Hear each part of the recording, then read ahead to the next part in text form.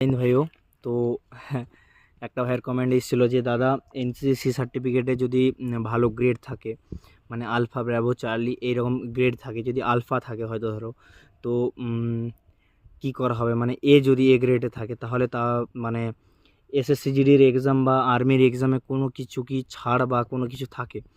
তো একটাই কথা বলি, আগে আর্মিতে এনসিসি সার্টিফিকেট থাকলে তোমাকে জিডির ভর্তিতে এক্সামটা বাইপাস করে দেওয়া হতো, তুমি শুধু ফিজিক্যাল নেচারটা তোমাকে কোয়ালিফাই করতে হতো।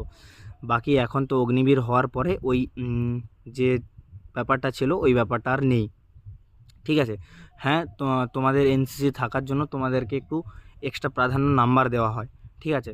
তো আর্মিতে ঠিক কতটা দেয় সেটা তার বিভাগের উপরে ডিপেন্ড করে, মানে টেকনিক্যালে দেয় না তোমার হচ্ছে জিডিতে দেয়, কিন্তু এসএসসি জিডিতে তোমার হচ্ছে 5% দেয়, মানে 160 মার্কের পরীক্ষা হয় এখন বর্তমানে, তাই তুমি 5% পাবে, মানে 8 মার্ক তুমি এক্সট্রা পাবে এসএসসি জিডিতে এনসিসি সি থাকলে।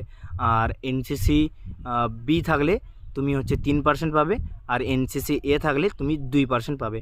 বাকি সবাই কমেন্ট করে জানাও যে বি আর এ যদি থাকে তাহলে কত মার্ক হবে, ঠিক আছে?